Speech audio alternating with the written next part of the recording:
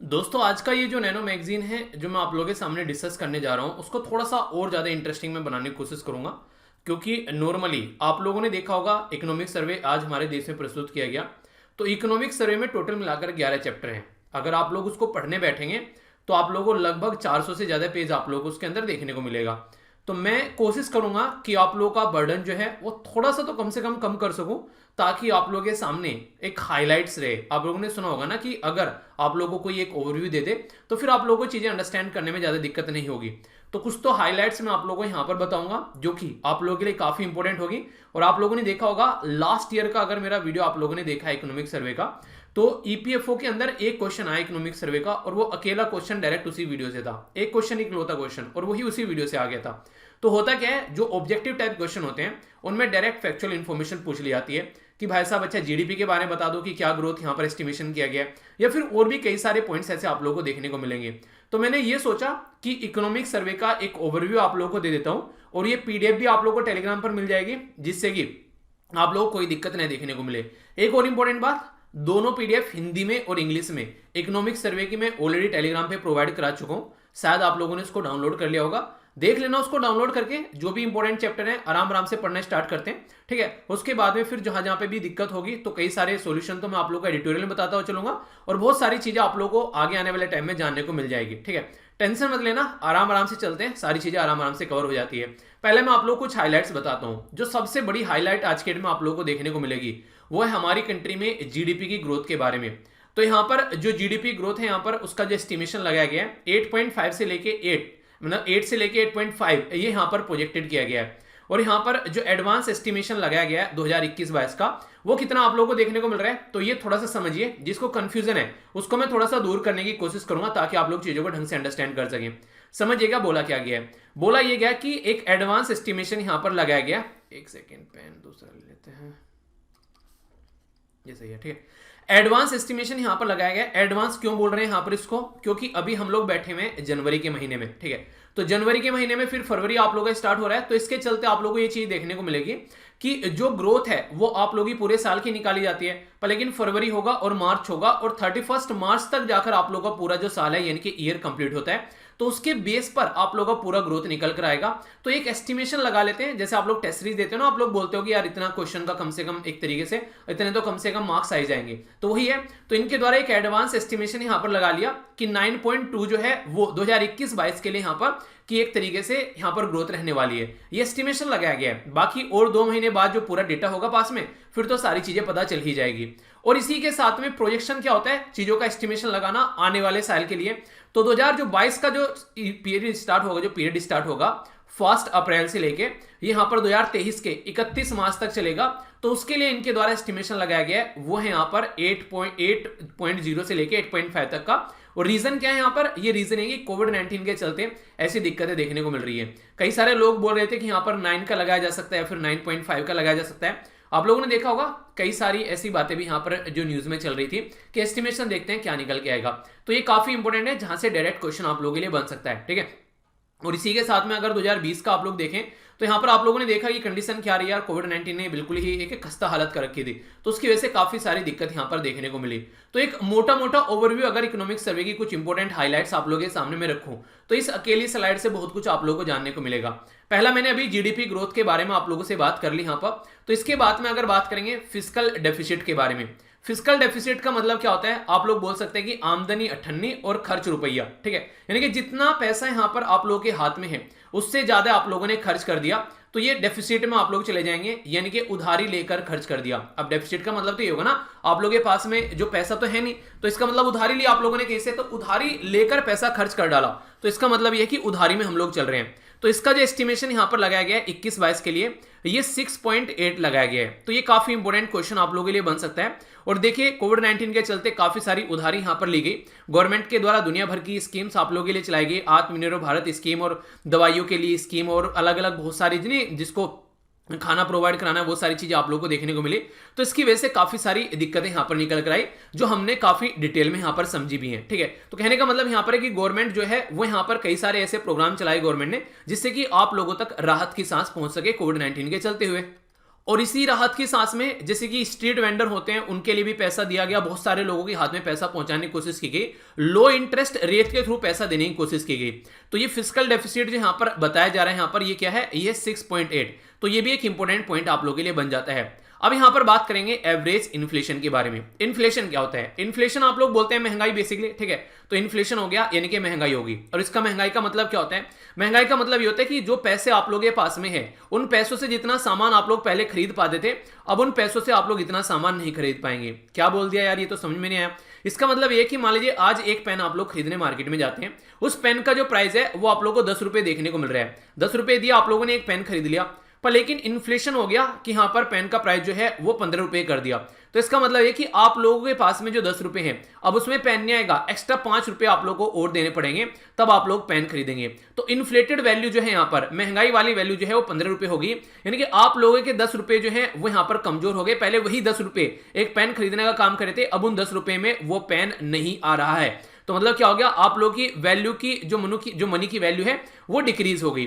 तो महंगाई जो होती है, इसीलिए बोलते हैं अगर आज की डेट में आप लोग के अकाउंट में मान लीजिए 10,000 रुपए पड़े हुए हैं, तो 10,000 रुपए में अगर आप लोग एक अच्छा शानदार फोन लेकर आते हैं तो वो काम कर जाएगा। पर लेकिन पता चला इन्फ्लेशन बढ़ गया, वो फोन जो था वो पहले 10,000 का था, अब वो फोन जो है आप लोग का 12,000 का हो गया। तो अब यो है आप लोग के 10,000 की वैल्यू जो है वो घट गई यहां पर, यानी कि 12,000 में अब वो फोन आ रहा है, तो 10,000 में वो फोन अब आप लोगों के हाथ नहीं लगेगा। तो ये होती है इन्फ्लेशन की मार, जो कि काफी ज्यादा इंपैक्ट डालती है और ये सोसाइटी के हर एक तबके को झेलनी पड़ती है। आप लोगों के माइंड में आ रहा होगा इन्फ्लेशन कैसे बढ़ गया यार इतना। एक कोई कंट्री ऐसी नहीं है दुनिया में जो यहां पर ये कह रही हो कि यहां पर इन्फ्लेशन की मार नहीं झेल रहे हैं। रीजन क्या था? कोविड-19 की वजह से लॉकडाउन लगा। लॉकडाउन लगते ही ऑल ओवर वर्ल्ड में क्या हो गया, सब अपने घरों में बैठ गए, सारे काम धंधे जो है वो ठप पड़ गए। ठप पड़ने के बाद में फिर चीजें आराम आराम से खोली गई। जब चीजें आराम आराम से खोली गई तो लोगों को पैसे दिए गए अलग अलग कंट्री के द्वारा काफी कम इंटरेस्ट रेट पर, ताकि दुनियादारी लोगों की चलती रहे, खाना पीना खरीदते रहे और अपनी जिंदगी को थोड़ा सा अच्छे से लेकर चलते रहे। तो उसके चलते जो चीजें देखने को मिली, लोगों के हाथ में पैसे गए, पैसे तो चले गए लोगों के हाथ में, चलो सबके हाथ में पैसा चला गया। आप लोगों ने भी देखा होगा घर वालों ने कभी आप लोगों को पैसे दिए होंगे 500-700 रुपए कि चलो ठीक है भैया पास हो गए, चलो पार्टी सार्टी करके आ जाओ। तो आप लोगों के हाथ में जो लगता है आप लोग वही खरीदते हैं, खाते पीते हैं, मजा करते हैं कि पहली बार घर ने खुला सांड करके छोड़ा है हम लोग को, चलो मजे करके आते हैं।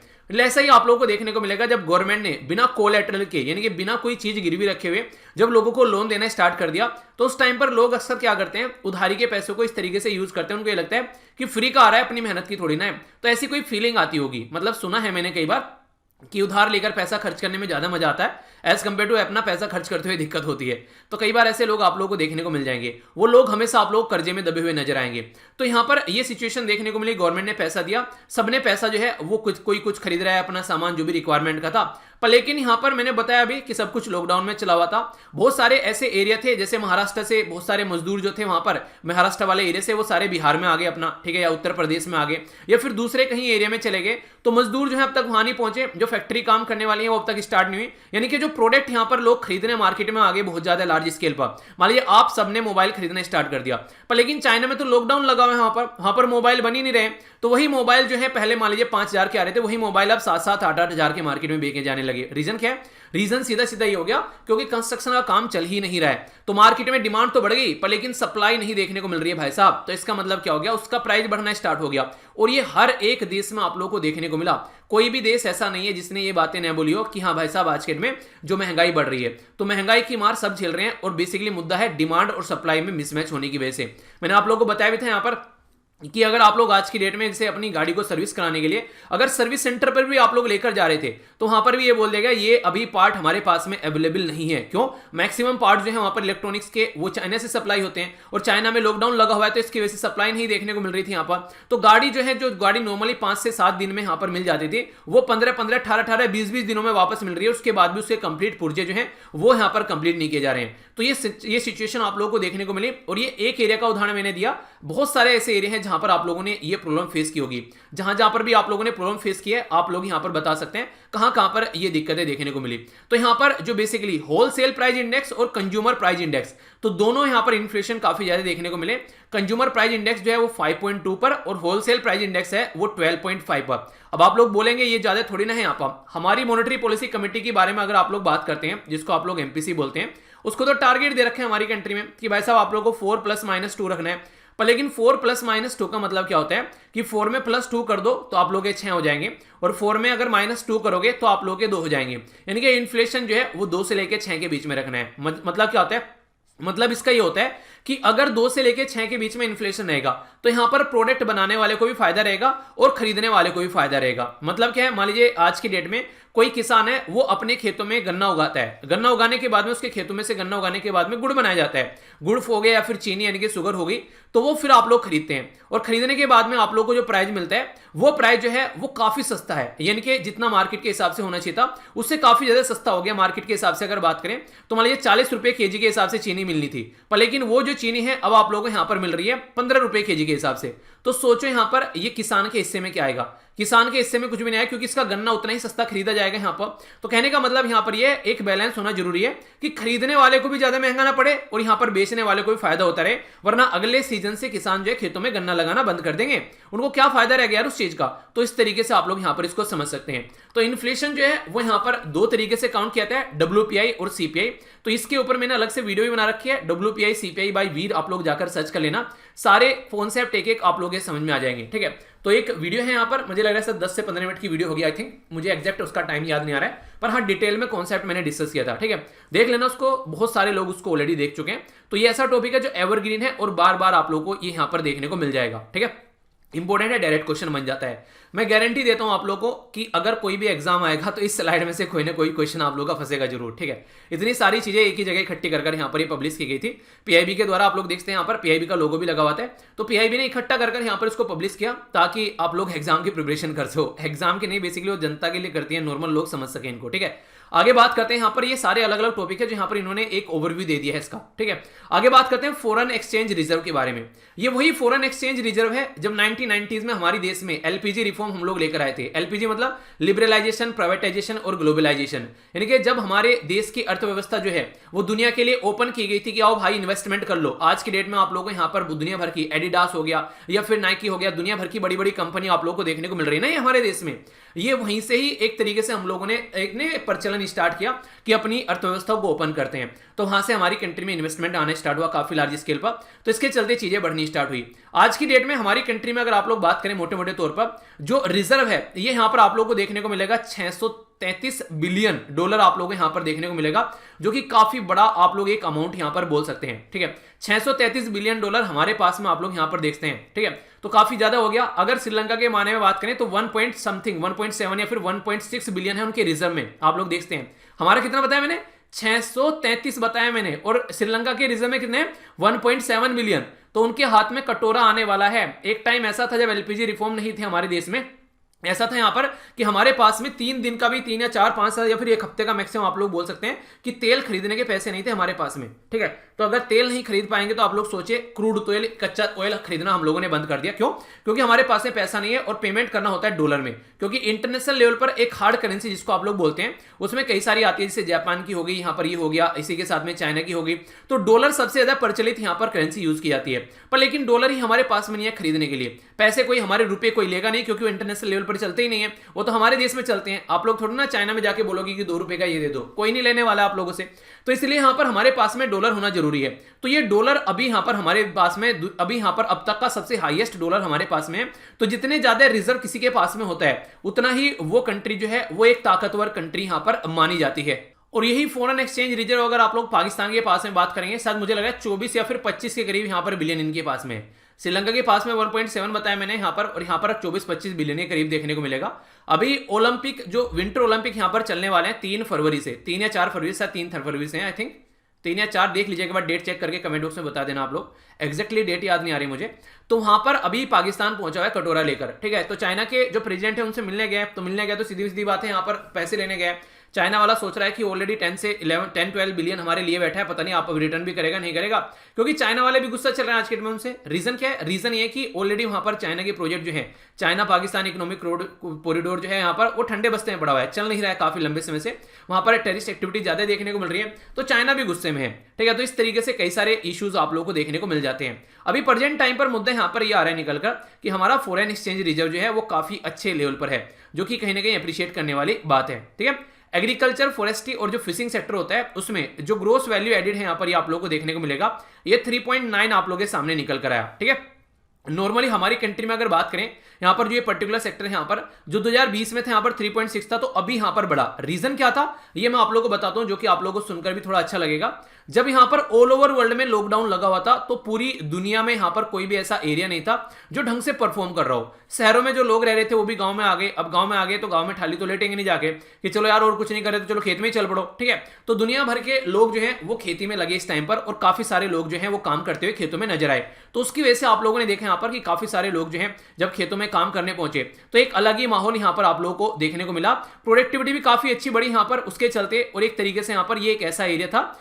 जो कि यहाँ पर पूरे कोविड-19 के लॉकडाउन के टाइम पर भी कंटिन्यूअसली यहाँ पर चलता रहा गांव के साइड में अगर बात करेंगे तो। इसलिए यहाँ पर परफॉर्मेंस जो है वो आप लोगों को और एरिया से ज्यादा थोड़ी बेटर अभी यहाँ पर देखने को मिली। ठीक है, इंडस्ट्रियल ग्रोथ के बारे में यहां पर बात करें, जीवीए के बारे में, तो यहां पर बोला जा रहा है कि देखिए पहले जो यहां पर जो ग्रोथ थी, ठीक है, एक टाइम कैसा होता है जैसे मान लीजिए सब कुछ ठप पड़ा हुआ है, तो ठप पड़ा हुआ है तो एकदम खोला जाएगा तो एकदम बूम आएगा वहां पर। ठीक है, तो यहां पर जो एक्टिविटी देखने को मिली बढ़ी हुई -7 पे पहुंच गई थी। ठीक है, -7 से फिर यहां पर ग्रोथ होनी स्टार्ट हुई तो 11.8 पर यहां पर बेसिकली यहां पर बताया जा रहा है। तो ये यहां पर एक एस्टिमेशन आप लोगों को देखने को मिलेगा। सर्विस सेक्टर जो है वो काफी अच्छा ग्रोथ कर पाया, खासकर ये सारे सर्विस सेक्टर की बात नहीं करूंगा, वो सर्विस सेक्टर जो कि ऑनलाइन आप लोग जिसमें काफी ज्यादा रोल प्ले कर रहे हैं। एजुकेशन जहां जहां पर आप लोग को ऑनलाइन चीजें देखने को मिली, सारे इंस्टीट्यूशन ऑनलाइन आ गए, ऑनलाइन डिलीवरी आज के में आप लोग देखते हैं, इवन फूड की डिलीवरी आप लोग को ऑनलाइन यहां पर देखने को मिल रही है। तो इससे क्या हुआ कि ऑनलाइन सर्विस जो थी, ऑनलाइन सर्विस प्रोवाइड कराने वाली जो कंपनी है उनकी चांदी चांदी यहां पर हो गई, ऐसा आप लोग बोल सकते हैं कि उनको काफी सारा प्रॉफिट यहां पर देखने को मिला जो कि ऑनलाइन सर्विस प्रोवाइड कराने वाली कंपनी थी।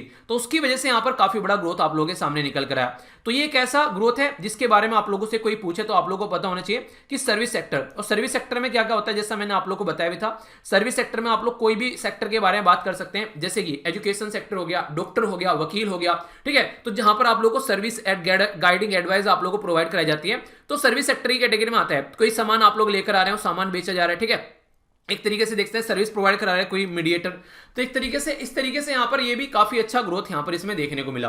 तो ये एक इंपॉर्टेंट एरिया आप लोग समझ सकते हैं जिसके बारे में क्वेश्चन आप लोगों से पूछा जाए तो कंफ्यूजन आप लोगों को नहीं होना चाहिए। कुछ ऐसे एरिया थे जिनके बारे में आप लोगों को मैंने बताया भी यहां पर, जैसे कि एग्रीकल्चर के बारे में। तो एग्रीकल्चर का जो ग्रोथ है यहां पर वो आप लोगों ने देखा यहां पर कि फूड प्रोडक्शन जो है वो अच्छा खासा देखने को मिला यहां पर। बारिश भी ठीक ठाक हो गई, ऐसा नहीं कि बारिश नहीं है यहाँ पर। तो राइस हो गया यहाँ पर, व्हीट हो गया, चावल वगैरह, और मोटा अनाज हो गया, चना वगैरह, और दालें हो गई जो भी यहाँ पर जो मूंग अरहर ये सब, तो काफी अच्छा खासा एस्टिमेशन यहाँ पर लगाया जाए तो 308 यानी कि 308 आप लोगों को यहाँ पर देखने को मिलेगा मिलियन टन। लास्ट ईयर यहाँ पर था 297, उससे पहले था 285। तो अब तक का यहाँ पर पिछले 3-4 सालों में सबसे ज्यादा यहाँ पर फूड प्रोडक्शन यहाँ पर देखने को मिला। बताया ना मैंने एग्रीकल्चर के ग्रोथ के बारे में, तो वही एस्टिमेशन आप लोगों को यहाँ पर देखने को मिला। तो उसके चलते याद रखेगा। बाकी एक ऐसा एरिया था जो हम लोगों ने रेगुलर कई दिनों तक कई सारे आर्टिकल द हिंदू के अंदर डिस्कस किया, आप लोगों को याद भी होगा। उस टाइम पर बात की जा रही थी कि सारे राज्य जो हैं वो रो रहे हैं। यहां पर क्या चल रहा था, बेसिकली क्यों रो रहे हैं, वो इसलिए रो रहे थे क्योंकि जीएसटी का कंपनसेशन जब देने की बात आ रही थी, यहां पर सेंट्रल गवर्नमेंट ने बोला था 2017 में कि जीएसटी को इंप्लीमेंट कर देते हैं। जीएसटी क्या है, गुड्स एंड सर्विस टैक्स। कैसा टैक्स, ये है इनडायरेक्ट टैक्स। आज की डेट में आप लोग अगर कोई भी काम करते हैं, इवन मैं आप लोगों को बताऊं और तो क्या बोले, अगर आप लोग पेट्रोल डीजल भी भराने जाते हैं ना, तो पेट्रोल डीजल में भी आप लोगों को 50% से 55% जो है वो टैक्स देना पड़ता है। जिसको ये लगता है ना कि हम क्या टैक्स पे करते हैं, हमारा क्या बिगड़ रहा है बहुत बड़ी गलत फहमी है भाया हर एक इंसान टैक्स पे कर रहा है। इवन कोई बीड़ी सिगरेट भी लेकर आ रहा है ना, सिगरेट की जो डब्बी आप लोग लेकर आते हैं उस पर भी आप लोग 50 से 55 का मुझे लगता है ज्यादा ही टैक्स लगता होगा, या फिर पता नहीं, मतलब कुछ लगभग आप लोग टैक्स पे करते हैं। इवन आप लोग अगर खाना खाने जाते हैं रेस्टोरेंट में, ठीक है, वहां पर आप लोगों को बिल देखेगा, जो बिल निकल कर आता है उसमें लिखा रहता है कि इतने प्रतिशत स्टेट का हो गया, इतने प्रतिशत सेंटर का हो गया। ठीक है, तो वहां पर आप लोग देखोगे शायद 12% आई थिंक होता है ऐसा। ठीक है, तो आप लोगों को देखने को मिलेगा। तो ये कहने का मतलब है कि हर एक इंसान अगर कुछ खरीद रहा है, कपड़े पहन रहे हो, मोबाइल खरीद रहे हो, कुछ भी आप लोग सामान खरीद कर लेकर आ रहे हो मार्केट में से, भाई साहब सबके ऊपर टैक्स आप लोग पे कर रहे हो। तो जिसको ये लगता है कि हम तो टैक्स पे कर ही नहीं रहे हैं, ठीक है, हम तो पे करते ही नहीं है, हमने ऐसा देखा ही नहीं है, हमने कभी इनकम टैक्स पे किया ही नहीं है, तो हमारे पर क्या दिक्कत पड़ेगी, तो ऐसा कुछ नहीं है, सब पे कर रहे हैं। ठीक है, तो यहाँ पर जो टैक्स पे किया जा रहा है, यही टैक्स जो होता है यहाँ पर, ये सेंट्रल स्टेट में उसका डिस्ट्रीब्यूशन होता है। तो बोला यह गया था 2017 में जब जीएसटी को लाया गया कि देख भाया यार, देख, मतलब राज्य को बोला सेंटर ने, देख भाया अगर तुझे कोई भी कमी पड़ेगी ना, हम तेरे जो पैसे की भरपाई करेंगे। तो सेंटर को सेंटर ने राज्य को बोल दिया, राज्य बेचारा सीधा साधा आदमी बुलावे में आ गया कि हाँ ये तो बोल तो सही रहा है। हालांकि सेंटर ने अपना वादा निभाया भी, सेंटर वादा फरामोश नहीं निकला। वो तो कोरोना ने आकर यार कहानी ऐसी खराब कर दी कि सेंटर को थोड़ी सी वादा फरामोशी करनी पड़ गई। सेंटर ने बोला देख यार उस टाइम पर जब हम लोगों ने सारी बातें की थी उस टाइम पर सब कुछ सीधा सीधा था। आप लोग भी नॉर्मली लाइफ में करते हैं ना ऐसा, आप लोग प्लानिंग बनाते हैं 2020 तक ये करेंगे, 21 तक ये करेंगे, 22-23 तक ये करेंगे, या फिर अगले 6 महीने में ये करेंगे। क्या अभी काउंट करते हैं आप लोग कि कुछ रिस्क आ गया ऐसा कि अनफॉर्चुनेट कंडीशन हो गई, पता चला बीमार पड़ गए, पता चला कोई और दिक्कत हो गई, घर में कोई और बड़ी प्रॉब्लम आ गई, ठीक है। कई बार ऐसी इश्यूज देखने को मिलता है जब हम लोगों ने सोचा भी नहीं था। तो रिस्क काउंट करना किसी भी चीज में आगे बढ़ने के लिए काफी ज्यादा जरूरी है। इसलिए हमेशा जिंदगी में कम से कम इतना अपने पास में पैसा रखो, अगर कल को कोई दिक्कत होने लगे तो आप लोग सर्वाइव कर सको, ठीक है। सर्वाइवल के लिए आप लोग के पास में हमेशा सेविंग होनी चाहिए। उससे क्या रहेगा, आप लोग किसी के सामने जाकर हाथ नहीं फैलाने पड़ेंगे। मैं ये नहीं कह रही करोड़ों रुपए आप लोग अपने बैंक में जमा कर लो, नहीं, कम से कम इतना होना चाहिए कि कम से कम आप लोगों की जिंदगी चलती रहे कुछ महीनों तक। तो अगर कल को कोई दिक्कत होने लगे, ठीक है, बाहर जाकर किसी के सामने हाथ ना फैलाना पड़े। तो इसलिए कहते हैं सेविंग की आदत ना बच्चों को बचपन से ही लगा देनी चाहिए, क्योंकि खर्च करने की आदत तो समाज को देखकर आप लोगों को लगी जाती है। अच्छा वो फोन खरीद रहा है यार, हम भी खरीद लेते हैं। अच्छा वो अच्छे कपड़े पहन रहा है, हम भी पहन लेते हैं। भले इस दुनिया भर के कपड़े अलमीरा में भरे पड़े हो, पर लेने पर चलो जूते ले आते हैं यार, नए आ रहे हैं डिस्काउंट पे। सबसे घटिया चीज इस दुनिया में ये डिस्काउंट है, ठीक है, जिसको देखकर ना लोग बिना चाहते हुए भी चीजों को खरीद लेते हैं। इसीलिए ये जो जितनी भी बड़ी बड़ी साइट हैं, फ्लिपकार्ट हो गया, अमेजन हो गया, आप लोगों का क्या मजा लेती है। आप लोगों ने सोचा है कभी, अब भाई साहब कूट कूट के लूटती है आप लोगों, और आप लोग लूट कर भी आते हो, लूट पिट कर आते हो और फिर बोलते हो बड़ा मजा आया, ठीक है, आज तो डिस्काउंट में लेकर आ गए। कोई इतना बेवकूफ नहीं है कि अपना नुकसान उठाकर आप लोगों को डिस्काउंट में सामान देगा। वो डिस्काउंट में भी प्रॉफिट कमाता है, ठीक है। आप लोगों को लगता है डिस्काउंट में आ गया, तो वही आप लोगों की बेसिकली साइकोलॉजी के साथ में खेला जाता है। और इसीलिए नॉर्मली आप लोगों ने देखा होगा यहाँ पर सारी जो भी त्योहार वगैरह होते हैं उस टाइम पर सेल आती है। क्यों? क्योंकि किसी ने किसी को कुछ ना कुछ तो पैसे मिल जाते हैं, किसी को पॉकेट मनी मिल रही है, किसी को सैलरी मिल रही है, किसी को ऑफिस से बोनस मिल रहा है। तो हर जगह से पता है सबको कि पैसे लोगों के अकाउंट में आ रहे हैं, लोगों के जेब में पैसे हैं। और जब पैसे लोगों की जेब में, तो उनकी जेब में छोड़ने क्यों है, मजा लेना है उन पैसों का। तो फिर ये चक्कर आप लोगों को देखने को मिलेगा। तो इसलिए आप लोग हर एक जगह टैक्स पे करते हैं। एक एक छोटी से छोटी सुई खरीद कर लेकर आ रहे हैं ना, उस पर भी आप लोग टैक्स पे कर रहे हैं आज के डेट में। इवन ये रिचार्ज कर रहे हैं ना अपने मोबाइल में, आप लोग इंटरनेट चला रहे हैं, उसके ऊपर भी गवर्नमेंट के पास से पैसा जाता है टैक्स। आप लोग जियो फोन या फिर कोई भी रिचार्ज करवा रहे हैं तो उसका भी टैक्स आप लोग पे कर रहे हो। तो स्टूडेंट भी टैक्स पे कर रहे हैं भाई साहब। आप लोग किताबें खरीद कर लेकर आते हो, उस पर टैक्स पे करते हो। तो समझ में आ गया टैक्स कहां कहां जा रहा है। तो ये आप लोगों को समझ में आना चाहिए, जरूरी है, तभी आप लोग समझ पाओगे और आप लोगों की रेस्पॉन्सिबिलिटी भी आप लोगों को फील होगी। ये बोलते हैं ना कि गवर्नमेंट आ गई भाई साहब, लैपटॉप बांटेगी, साइकिल बांटेगी, गाड़ी बांटेगी, अपनी पेट से अपनी जेब से कोई नहीं दे रहा है, ठीक है। वो आप लोग का पेट काट लेंगे अपनी भरपाई करने के लिए। तो इसलिए हमेशा कभी भी कहीं पर कोई ऐसी चीजें हुआ करे तो उनको इग्नोर किया करो और कोशिश करो कि एक प्रोडक्टिव इंसान के साथ में कनेक्ट रहने की कोशिश करो जब आप लोग इलेक्शन में वोट डालने जाते हो। तो चलिए ये तो हो गई ज्ञान की बातें। अब बात करते हैं यहाँ पर क्या हुआ। जीएसटी के टाइम पर जब इंप्लीमेंट किया गया 2017 में, तो बोला यह गया था कि भाई साहब देखो हम तुम्हारी जो भी कमी होगी उसकी पूरी करेंगे। स्टेट बेचारा ठीक है कि बोलो ठीक है, राज्य ने बोला कि सही है चलो कर लेते हैं काम। तो दोनों ने मिलकर काम करना स्टार्ट किया। तो आया 2020 के बारे में किसी ने सोचा ही नहीं था कि ऐसा कुछ होने वाला है। कोरोना ने रोना स्टार्ट कर दिया तो सब रोने, उसके साथ में रोने लगे। तो पहले यहां पर जब रोने लगे तो सेंट्रल गवर्नमेंट ने हाथ उठा दिया, बोला कि भाई मेरे बस की बात नहीं है, देख हमने बात की थी नॉर्मल टाइम पे, ठीक है, अब हो गया माहौल खराब। तो यहां पर कंपनसेशन देना काफी ज्यादा कम कर दिया, शॉर्टफॉल होने लगा पैसे का, उसके चलते दिक्कत देखने को मिली। फिर स्पेशल असिस्टमेंट की बात की गई, जब बहुत ज्यादा बेइज्जती हो गई सेंट्रल गवर्नमेंट की कि चल क्या रहा है, सारे राज्य त्राहिमाम करने लगे। तो बहुत सारे इश्यूज निकल कर आए, बहुत सारे मैंने आप लोगों से डिस्कस भी किए थे, ठीक है। तो ये काफी बड़ा मुद्दा यहां पर उस टाइम भी देखने को मिला था, जो याद रखिएगा। एक और काफी इंपॉर्टेंट बात आप लोगों को यहां पर देखने को मिलेगी। अच्छा पिक्चर में इंसान कौन है, क्या आप लोगों को पता है? चलिए देखता हूं कौन कौन बताता है, जाकर सर्च कीजिए और बताइए, थोड़ा सा होमवर्क आप लोगों का हो जाएगा। Expenditure on social sector. जब सोशल सेक्टर की बात करता हूं तो दो सेक्टर आप लोग आंख बंद कर याद कर लिया कीजिए। वो कौन सा है? सबसे पहला यहां पर हेल्थ और दूसरे नंबर पर है एजुकेशन। हेल्थ से पहले, एजुकेशन से पहले हेल्थ क्यों रखा जाता है? क्योंकि एक हेल्दी इंसान ही अच्छे से एजुकेशन अपने कर पाएगा, इसलिए हमेशा पहले हेल्थ के ऊपर फोकस दिया जाना चाहिए और फिर एजुकेशन पर। ये सबसे मोस्ट इंपोर्टेंट एरिया मुझे लगते हैं जो कि किसी देश को एक अच्छा देश बनाने में हेल्प करते हैं। 2014-15 में यहां पर जो खर्चा किया जा रहा था वो यहां पर 3.54, 1.49 और यहां पर 2.65।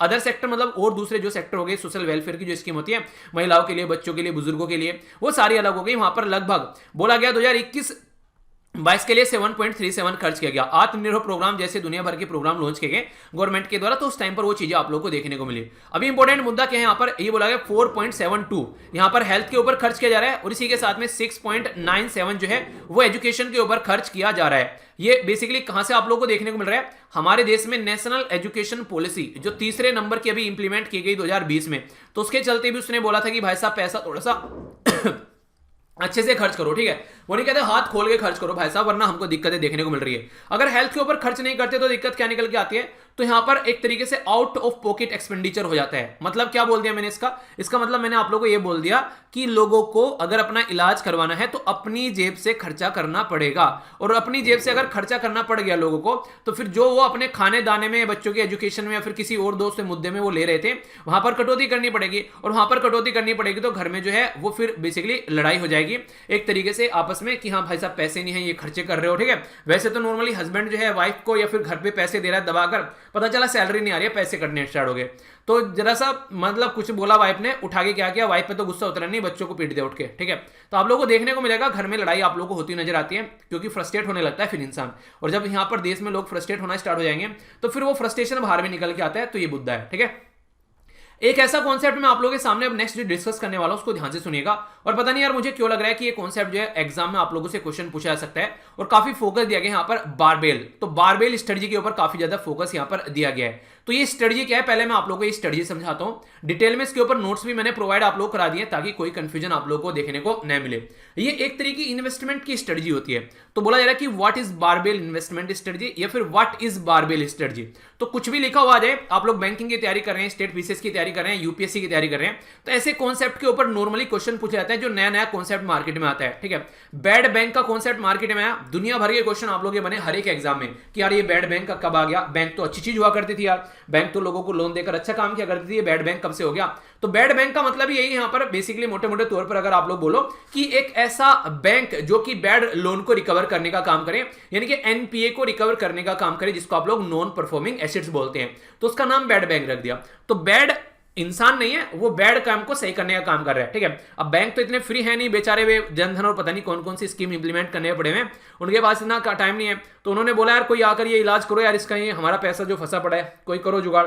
तो यहाँ पर गवर्नमेंट ने बोला ठीक है, लास्ट बजट में कि था तेरे लिए जुगाड़ कर दिया कि बैड बैंक बना दिया। बोला ये क्या है, ये अब तेरी जगह उगाही करके, वो नहीं कहते हैं उगाही बोलते हैं, मतलब क्या बोलेंगे उसको, अब वो वसूली करके आएगा, वसूली भाई तो बैड बैंक का नाम है वसूली भाई, ठीक है। तो ये वसूली भाई बना दिया कि तुम हमारी जगह वसूली करके आना। तो इसके चलते यहाँ पर ये बातें की गई है। कोई नहीं, इसके ऊपर मैंने वैसे भी आप लोगों को डिस्कस कर रखा है, और फिर कोई आर्टिकल आएगा तो फिर से बता देंगे, टेंशन कहाँ लेने का, टेंशन नहीं लिया करते, ठीक है। टेंशन को पेंशन दो और एंजॉय करो, ओके। बहुत सारी चीजें आने वाले टाइम में आप लोगों को देखने को मिलेगी, बहुत कुछ आप लोगों को नजर आएगा, अच्छे से एंजॉय करते रहो, और जितना पढ़ाता हूँ कम से कम उसको तो कवर करते रहो, बाकी तो सारी चीजें आगे आती ही रहेंगी, ठीक है। इसको आप लोग अच्छे से एंजॉय करो। आज आप लोगों का इकोनॉमिक सर्वे यहाँ पर कवर हो गया, एक ओवरव्यू आप लोगों का, कल बजट आएगा तो उसके ऊपर हम लोग नजर डालेंगे अच्छे से।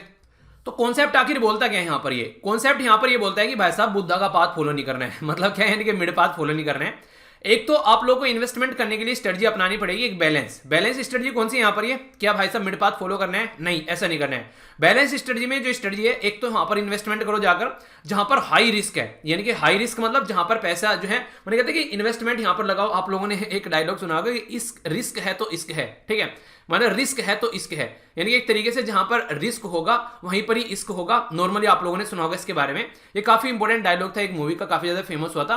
कोई यहां पर कहने का मतलब ये कि जहां पर रिस्क ज्यादा होगा वहां पर रिटर्न ज्यादा मिलेगा। इसीलिए लोग जो हैं आज के डेट में आप लोगों ने देखा होगा, जो यहां पर ये क्रिप्टो करेंसी जैसी चीजों में, जो बिटकॉइन वगैरह में, इसमें इन्वेस्टमेंट खूब करते हैं क्योंकि रिटर्न काफी अच्छा खासा मिलता है वहां पर, ठीक है, सुना होगा आप लोगों ने कई बार। तो यहां पर ये जो है हाई रिस्क वाले एरिया में एक तो इन्वेस्टमेंट करो, और एक बिल्कुल लो रिस्क वाले में इन्वेस्टमेंट करो। ऐसा नहीं कि मतलब को डामाडोल चल रहा है, कभी हाई हो रहा है कभी लो हो रहा है, उसमें नहीं करना है, ठीक है।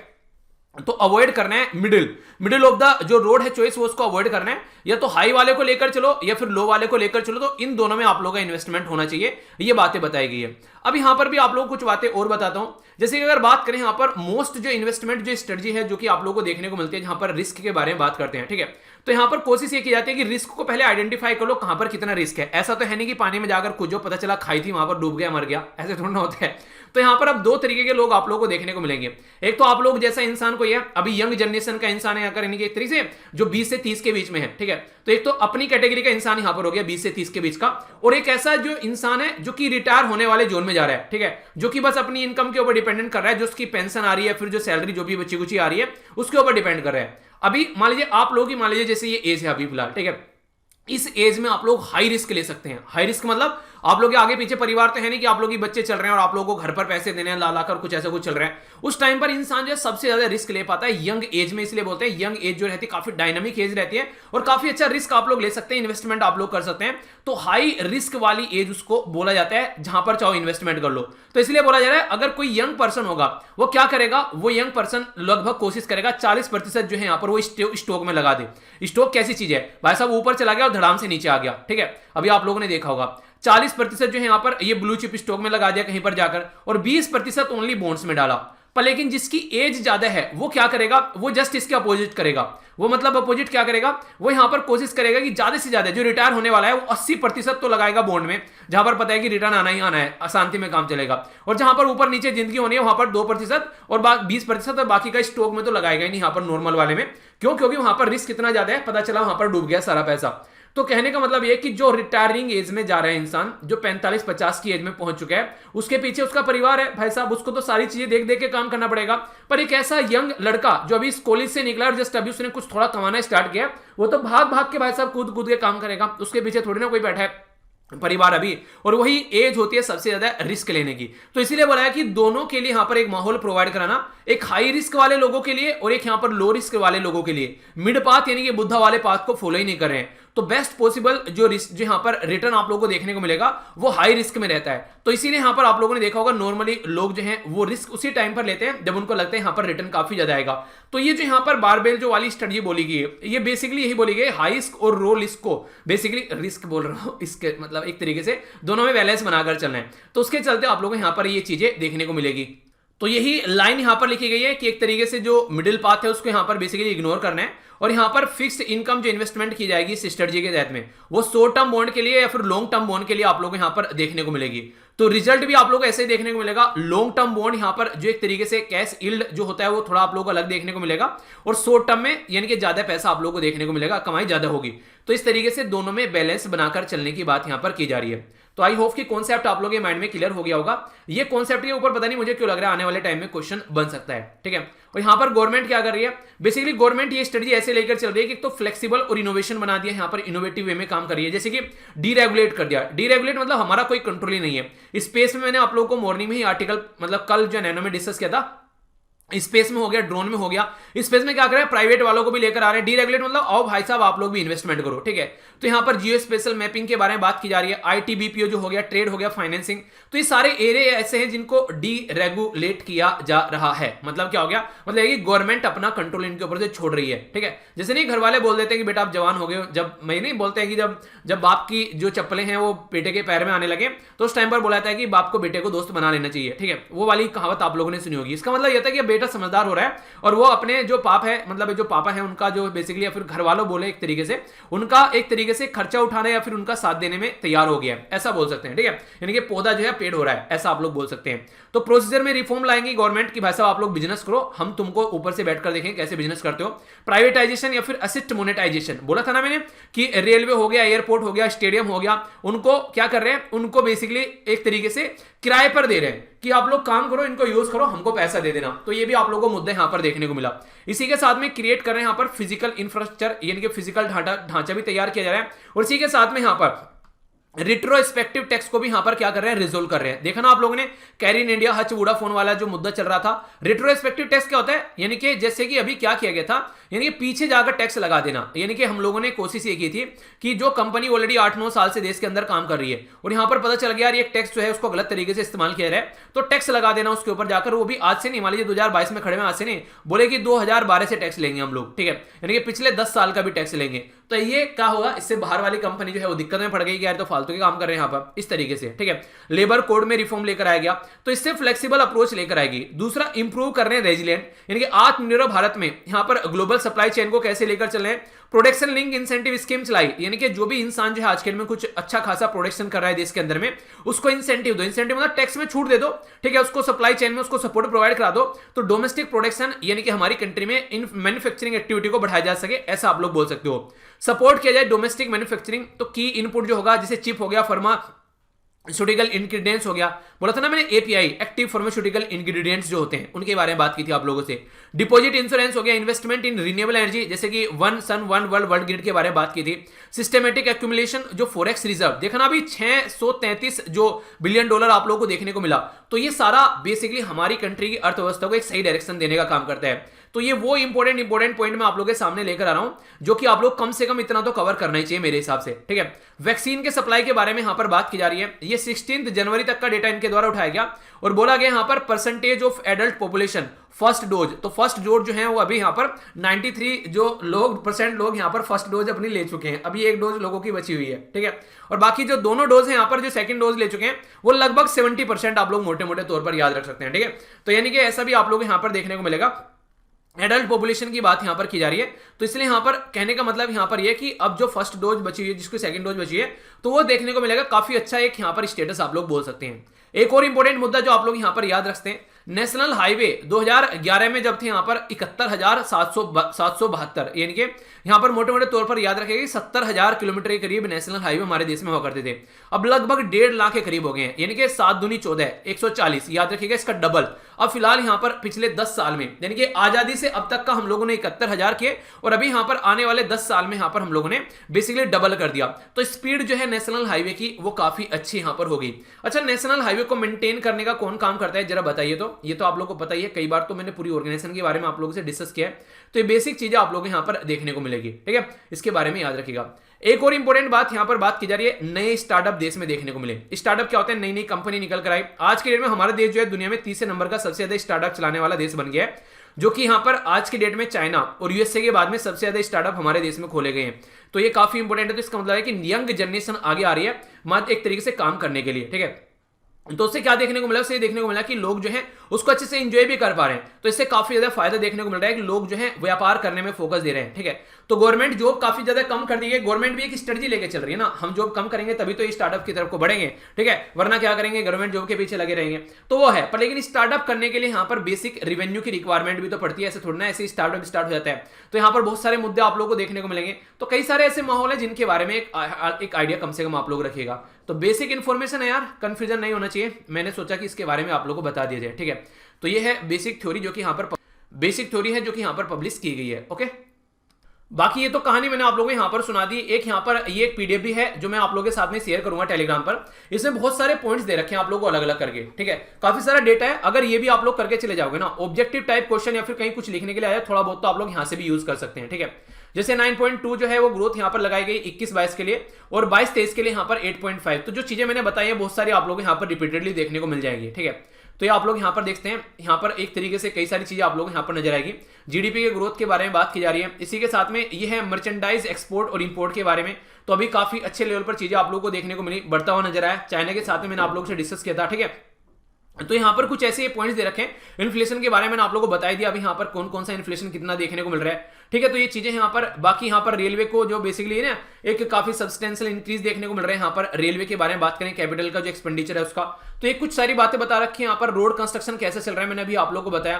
तो ये पूरा एक हाईलाइट यहाँ पर दे रखा है कि स्टेट ऑफ द इकोनॉमी कैसी है, ठीक है। तो इसके बारे में कुछ पॉइंट्स हैं यहाँ पर। ये पूरी पीडीएफ आप लोगों को मैं प्रोवाइड करा दूंगा, ठीक है, कि यहाँ पर आप लोग उसको देख सकते हैं। आईएमएफ के द्वारा लेटेस्ट जो यहाँ पर वर्ल्ड इकोनॉमिक प्रोजेक्शन जो है उसके बारे में यहाँ पर बात किया जा रहा है कि हमारी कंट्री की ग्रोथ कितनी बताई गई थी। ये यार ये ऐसी चीजें जो ऊपर नीचे होती रहती हैं, ठीक है। तो इसको थोड़ा सा आप लोग देखते हैं कि यहाँ पर बताया जाता है, फिर अगर इकोनॉमी डाउन होगी तो फिर चेंज कर देते हैं वो। और अभी कोविड-19 के चलते कुछ ऐसा नहीं है कि फिक्स है अभी। तो यहाँ पर ये पीडीएफ आप लोगों के सामने फिस्कल डेवलपमेंट के बारे में बात की जा रही है, एक्सटर्नल सेक्टर के बारे में बात की जा रही है। तो आप लोग अगर इसको भी एक बार वो कर लेंगे ना, तो ओवरव्यू आप लोगों के पास में इकोनॉमिक सर्वे का पूरा यहाँ पर आ जाएगा और आप लोग कोई भी दिक्कत यहाँ पर देखने को नहीं मिलेगी। बहुत सारी चीजें तो मैंने आप लोगों को बता दी और ये सारी चीजें कुछ वजह ऐसे हैं, एडिटोरियल आएंगे ना जैसे जैसे आप लोग रेगुलरली, ठीक है। तो उन एडिटोरियल में आप लोग काफी कुछ यहाँ पर देखने को मिलेगा। बहुत सारे पॉइंट्स इसमें ऐसे हैं जो मैं भी आप लोग इंक्लूड करता हुआ चलूंगा, जिससे कि आप लोग कोई दिक्कत यहाँ पर देखने को नहीं मिले, ठीक है। टेंशन मत लेना यार, ऐसा कुछ नहीं है कि आप लोग कुछ बचेगा। आप लोगों को सारी चीजें ऐसी रहेंगी कि एग्जाम में जब जाकर बैठोगे ना तो कंफर्टेबल आप लोग फील करोगे, इतना तो आप लोग कराई दूंगा। तो इसलिए कम से कम आप लोग रेगुलर लेक्चर सुनते रहो, जिससे कि सारी चीजें आप लोग की कवर होती रहे। तो ये बेसिक एक पीडीएफ है जो मैं आप लोगों को प्रोवाइड करा दूंगा। इसमें से एक मोटा मोटा एक नजर डालेना और इकोनॉमिक सर्वे अगर आप लोग चाहो तो स्किप कर सकते हो, अगर आप लोग इसको भी कंप्लीट कर लोगे यहाँ पर, ठीक है। समझ में आ क्या बोल रहा हूँ? ये थोड़ा सा आप लोग इसको देख लेना एक बार, ये डाउनलोड करके मैं तो बोलूंगा इसका प्रिंट आउट निकाल लेना, क्योंकि प्रिंटेबल फॉर्म में आप लोगों को देखने को मिलेगी और ज्यादा पेज है ही नहीं है, ठीक है। 1 2 3 4 5 6 7 पेज है स्टोन यार, सोचो आप लोग, ठीक है। आगे पीछे भी निकलवाओगे तो 3 साढ़े 3 पेज में काम कंप्लीट हो जाएगा। तो कम से कम इसको आप लोग कंप्लीट कर लेना, कोई भी दिक्कत आप लोग को देखने को नहीं मिलेगी और अच्छे से आप लोग चीजों को कवर भी यहां पर कर पाओगे। आई होप कि आप लोग इसको कवर करोगे, ठीक है। अब इसके आगे यहां पर बेसिक है, थोड़ा सा मैं बेसिक बता देता हूं इकोनॉमिक सर्वे का, ताकि आप लोग कोई दिक्कत नहीं देखने को मिले। तो उस बेसिक को भी थोड़ा कवर कर लेना, तो आप लोग आसानी से एग्जाम में कंफर्टेबल फील करोगे, ठीक है। तो ये था आज का जो लेक्चर बेसिकली जो मैं आप लोगों के साथ में शेयर करना चाह रहा था। आई होप कि आप लोगों के माइंड में इसको लेकर क्लैरिटी आई होगी। और देखिए कोई भी अगर कंफ्यूजन होगा, डाउट होगा तो पूछेगा जरूर, ऐसा नहीं कि यहां पर कंफ्यूजन आप लोग को नहीं पूछना है, ठीक है। तो इसको आप लोग जरूर देखिएगा एक बार। सबसे पहले मैं आप लोगों को प्रोसीजर समझाता हूं। आप लोगों को पता होना चाहिए being a citizen of India, एक भारतीय नागरिक होने के नाते, कि इसका पूरी प्रक्रिया क्या होती है। हमारी कंट्री में फाइनेंस मिनिस्टर, जो कि आज के डेट में कौन है, निर्मला सीतारमण जी, उनके द्वारा इकोनॉमिक सर्वे जो है वो पार्लियामेंट में प्रेजेंट किया गया और फाइनेंस मिनिस्टर ही यहां पर प्रेजेंट करते हैं। और इंपॉर्टेंट बात क्या है जो आप लोग यहां पर अगर देख पा रहे हैं, इंपॉर्टेंट बात यहां पर यह कि जो फाइनेंस मिनिस्टर प्रेजेंट करते हैं उसमें अगर आप लोग देख पा रहे हैं तो यहां पर शब्द बकायदा लिखा हुआ है, इसको आप लोग देखिए। ये लिखा है कि बजट के बिफोर, यानी कि बजट के जस्ट बिफोर, ठीक है। तो यानी कि बजट कल आएगा, आज आप लोग का इकोनॉमिक सर्वे प्रस्तुत कर दिया। पर लेकिन फाइनेंस मिनिस्टर तो यार प्रस्तुत करने पहुंच गए यहां पर लेकर इकोनॉमिक सर्वे को। रियलिटी में यहां पर इसका ड्राफ्ट कौन तैयार करता है? आप लोगों को पता है ना कि हम लोगों ने बात की थी, भीमराव अंबेडकर जी के द्वारा हमारे संविधान का ड्राफ्ट तैयार किया गया था। मतलब उनके द्वारा एक कमेटी बनाई गई उनकी अध्यक्षता में, और भी कई सारे मेंबर थे, और मिलकर उनके द्वारा पूरा ड्राफ्ट तैयार किया गया, इनके बकायदा लिखा गया उसको। जब वो आप लोग का प्यारा संविधान आप लोग के हाथ में आता है तब आप लोग उसको समझ पाते हैं, अच्छा ये ऐसा संविधान है। तो ऐसे ही यहां पर जो इसका ड्राफ्ट तैयार किया जाता है, इसको फर्स्ट ड्राफ्ट बोलते हैं। इकोनॉमिक सर्वे का वो प्रिपेयर किया जाता है डिपार्टमेंट ऑफ इकोनॉमिक अफेयर के द्वारा, जो कि अपने आप में फाइनेंस मिनिस्ट्री का ही एक पार्ट है। ये इसको प्रिपेयर करता है। और फिर ये बिल्कुल ऐसे ही है जैसे नॉर्मली आप लोगों ने देखा होगा ना, घर में जैसे किचन में खाना बन रहा होता है कि खाना बनाया, थोड़ा सा चक्के देख लिया कैसा लग रहा है, ठीक है। तो फिर इस ड्राफ्ट को क्लियर किया जाएगा इकोनॉमिक जो बेसिकली एडवाइजर के द्वारा। जैसे घर में मेहमान आ रखे हैं, पहले खा के तो देख लो कैसा बना रखा है, खाएंगे नहीं खाएंगे, ठीक है। तो इकोनॉमिक जो यहाँ पर बेसिकली चीफ इकोनॉमिक एडवाइजर और सेक्रेटरी ऑफ इकोनॉमिक्स अफेयर जो है वो यहां पर बेसिकली इसका ड्राफ्ट क्लियर करते हैं। तब जाकर फाइनल जो वर्जन है यहां पर वो फाइनेंस सेक्रेटरी के द्वारा क्लियर किया जाता है, और उसके बाद में यहां पर ये चीजें जो है वो फिर पार्लियामेंट तक पहुंचती है। ये जो डेटा है ये कहां से निकल कर आता है? तो एक बड़ा ही प्यारा सा ऑफिस है जिसका नाम अभी चेंज कर दिया गया, पहले चिंटू मिंटू था, अब इसका टिंकू टिंकू कर दिया है। मतलब क्या है, ये था यहाँ पर सीएसओ, सेंट्रल स्टैटिस्टिकल ऑफिस, पर लेकिन अभी यहाँ पर सीएसओ और एनएसएसओ को मर्ज कर एक नया ऑफिस बना दिया है जिसको बोलते हैं नेशनल स्टैटिस्टिकल ऑफिस। सीएसओ और एनएसएसओ की फुल फॉर्म आप लोग कमेंट बॉक्स में लिखें, ये मैंने बहुत बार आप लोगों को कवर कर रखा है। जब भी डिस्कशन करता हूं हिंदी न्यूज़पेपर का जो भी एडिटोरियल आता है उसको मैं आप लोगों को जरूर बताता हूं, क्योंकि रिसेंटली अभी किया गया था वो, तो आगे क्वेश्चन बन सकता है। और ये आता किसके अंदर में? तो ministry of statistics and programme implementation के अंदर में आता है, जो ये सारा काम करती है। तो जब यहां पर ये सारी चीजें तैयार हो जाती हैं तो फाइनेंस मिनिस्टर जी के हाथ में जाते हैं यहां पर ये, और फिर वो उसको पार्लियामेंट में रखती है। तो आज हमारा इकोनॉमिक सर्वे जो है वो पार्लियामेंट में टेबल पर रखा गया हमारी फाइनेंस मिनिस्टर जी के द्वारा। अब आप लोगों के माइंड में यार ये आ रहा होगा, चलो ये तो समझ में आ गया पूरा कि ऐसा ऐसा प्रोसीजर होता है। जब इतनी बात बताई दी है, भाई थोड़ी हिस्ट्री बता दो यार। तो मैंने कहा चलो ठीक है यार, जब तुम्हारी इतनी इच्छा है तो आप लोग हिस्ट्री भी थोड़ी बता देते हैं। हिस्ट्री के बारे में सुनिए आप लोग, क्योंकि कई बार थोड़ी थोड़ी स्टेटमेंट, कई बार जब यूपीएससी का दिमाग खराब होता है ना, तो वो उन्हीं का बाल की खाल उखाड़ने लगता है। तो इसलिए हम लोग थोड़ा सा आप लोग को बैकग्राउंड में लेके चलेंगे ताकि आप लोग चीजों को अंडरस्टैंड कर सको। देश आजाद हुआ, आजाद होते ही पता चल गया कि जैसे आप लोगों ने देखा, एक इंटरेस्टिंग थोड़ा सा किस्सा सुनाऊंगा यहाँ पर। आप लोगों ने अभी देखा तालिबान जो है वो अफगानिस्तान में पावर में आ चुका है, और वही 15 अगस्त के दिन जब हमारा देश आजाद हुआ था उस दिन वहां पर अफगानिस्तान जो है वो तालिबान के कंट्रोल में आ गया। अब तालिबान को तो लग रहा था भाई साहब आप लोगों ने यूएसए को बेसिकली यहां पर चपेट के भगा दिया, पर लेकिन रियलिटी में क्या था, यूएसए ने जाते जाते क्या किया, उनके सारे जो भी पैसे वहां पर वो देते थे वहां पर सारा बैंक का पैसा जो था वो सीज कर दिया। अब आप लोग ये समझिए, आज की डेट में अगर एक देश के अंदर पैसा नहीं है तो यहां पर जितने भी सारे ऑफिस चल रहे हैं सबकी सैलरी जाती है, या फिर जो भी आप लोग के अंदर व्यापार हो रहा है देश के अंदर में, गाड़ियां चल रही हैं, आप लोग बाहर से क्रूड ऑयल खरीद कर लेकर आ रहे हैं, मतलब जो भी तमाम आप लोग सोच सकते हैं ना अपने बारे में, अपने दिमाग में कि हाँ देश के अंदर जो जो चीजें हैं वो या तो अपने देश के अंदर होगी तो उसको भी खोद के निकाल के कहीं से लाया जाएगा, या बाहर से खरीद कर लेकर आएंगे।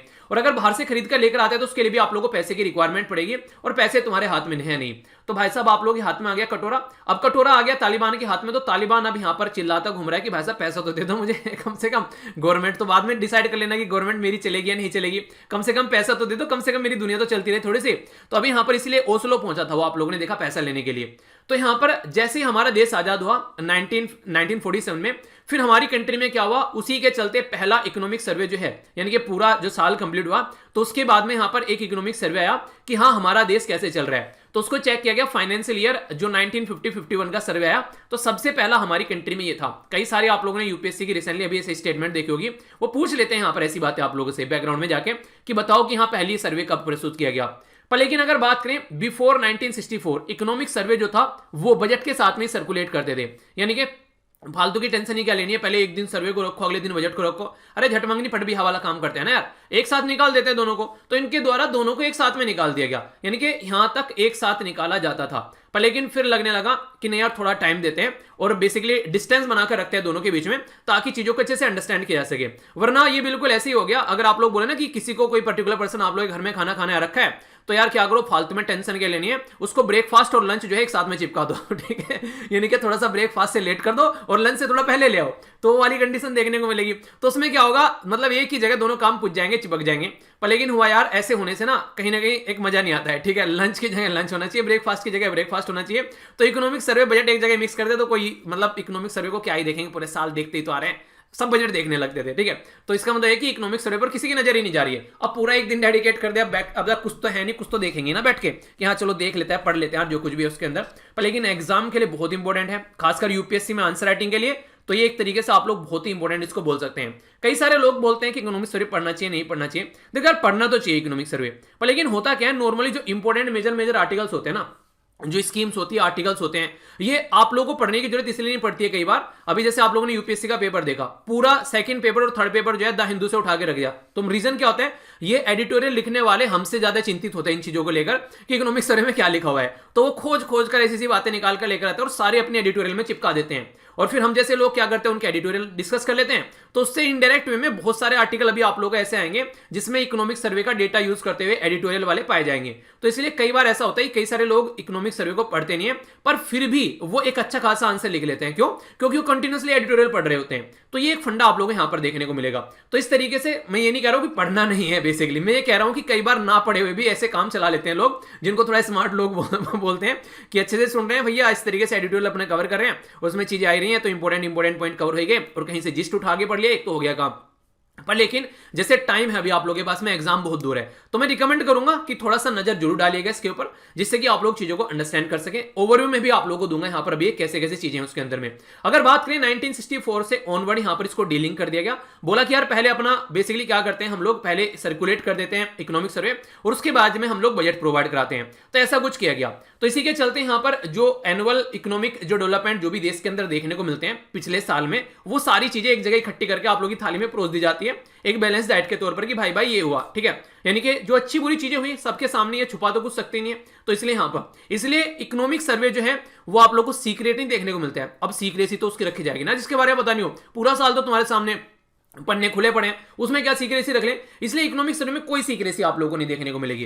पर रियलिटी में बजट में बड़ी शानदार सीक्रेसी रहती है, उसको भाई साहब जब तक प्रस्तुत नहीं किया था ना तब तक किसी को पता ही नहीं चलता उसके अंदर है क्या। इवन उसको बनाने वाले लोगों को भी एक काल कोठरी के अंदर बंद कर काल कोठरी मतलब पार्लियामेंट का एक पूरी बिल्डिंग है उसके वहां पर, ठीक है। तो उसमें बेसिकली अच्छे बात क्या बोलते हैं उसको, नॉर्थ ब्लॉक को बोलते हैं, साउथ ब्लॉक बोलते हैं, बताइए चलिए, कई बार बताया मैंने। तो उसके अंदर सबको इकट्ठा किया था, बाकायदा हलवा सेरेमनी होती है, मतलब मीठा मुंह करके चीजों को स्टार्ट किया था और वहीं पर ही फिर प्रिंटिंग चलती है सारे, ठीक है। तो पूरा प्रोसीजर आप लोगों को देखने को मिलेगा। तो फ्लैगशिप जो एनुअल डॉक्यूमेंट है यहाँ पर ये मिनिस्ट्री ऑफ फाइनेंस का होता है, जो इकोनॉमिक सर्वे आप लोगों को यहाँ पर देखने को मिलता है। और इसी के साथ मैंने बताया यहाँ पर डिपार्टमेंट जो भी है इंडियन इकोनॉमी के लास्ट 12 महीने में जो भी इनके द्वारा क्या क्या परफॉर्मेंस रही, क्या क्या मेजर प्रोग्राम चलाए गए, सारी हाईलाइट जो भी पॉलिसीज हैं उनको सबको एक जगह इकट्ठा करके यहाँ पर आप लोगों के सामने इसको रखा जाता है। और ये डॉक्यूमेंट जो है वो प्रस्तुत कर जाता है दोनों हाउस में, पार्लियामेंट के दोनों हाउस यानी कि लोकसभा राज्यसभा, यानी कि अपर हाउस और लोअर हाउस दोनों जगह आप लोगों को यहां पर ये देखने को मिलेगा। तो ये मैंने आप लोगों की कहानी बता दी पूरी कि जो आर्थिक सर्वेक्षण है उसका प्रोसीजर और उसकी हिस्ट्री। तो ये पॉइंट इतना आप लोग जरूर याद रखिएगा, कोई कंफ्यूजन नहीं होना चाहिए। स्टैटिक कई बार क्वेश्चन आप लोगों से बन जाते हैं, अगर करंट भी ना पूछना होगा तो पता चला स्टैटिक में जाकर एग्जामिनर कूद गया, फिर बोलोगे यार ये कहां से आ गया, तो यहीं से ही आ गया, थोड़ा सा ध्यान रखोगे तो दिक्कत नहीं होगी, ठीक है। तो ये था टोटल आज का पूरा डिस्कशन। मैं आशा करता हूं आप लोगों ने इसको अच्छे से एंजॉय किया होगा। इसके बाद भी कोई भी डाउट हो तो आप लोग पूछेगा जरूर, पीडीएफ टेलीग्राम पे प्रोवाइड करा दूंगा। और लेक्चर अगर आप लोगों को पसंद आया तो आप लोग इसको बेसिकली लाइक कर सकते हैं एक तरीके से फीडबैक के तौर पर, और आप लोग अपना कमेंट भी बता सकते हैं। तो इसी तरीके से अपना ध्यान रखते रहिए और पढ़ाई पर फोकस करते रहिए। और ये वाली स्लाइड जो आप लोगों को फिलहाल दिख रही है, ये one of the most important slide है इस पूरे डिस्कशन की, जो कि आप लोगों को अपने पास सेव करके रख लेनी चाहिए। ठीक है, टेलीग्राम पर ही प्रोवाइड करा दूंगा मैं इसको, आप लोग वहां से देख लीजिएगा। इसको एक बार नजरों में को निकाल लेना, क्योंकि यहां से एक छोटा सा क्वेश्चन बन गया था पिछली बार। तो एक दो नंबर अगर आप लोग का बन जा रहा है यार, उससे क्या दिक्कत बढ़ रही है। ठीक है, आप लोगों को दिखाया था ना मैंने अभी एक बच्चे की, मैंने आप लोगों को मार्कशीट दिखाई थी, पॉइंट्स में सिलेक्शन हो गया, बंदे का मेंस लिख रहा है जाकर। ठीक है, वरना क्या होता, वरना कहानी खत्म हो जाती। तो एक नंबर से ही हो गया ना वहां पर। तो देखो उस तरीके से आप लोग समझ सकते हो, और ऐसे हजारों लोग आप लोगों को देखने को मिलेंगे, अकेला नहीं। तो इससे आप लोग समझा करो एक एक नंबर की अहमियत होती है, तो कभी भी आप लोगों को उसको इग्नोर नहीं करना है। ठीक है, तो आज का डिस्कशन यहीं पर समाप्त करते हैं और मॉर्निंग में मिलते हैं एग्जैक्ट 6:30 बजे। तैयार रहना अपनी कॉपी पेन लेकर। तब तक के लिए बड़ों को नमस्ते, छोटों को प्यार, छोटी सी लाइफ एंजॉय करा। मिलता हूं नेक्स्ट लेक्चर में, तब तक के लिए जय हिंद।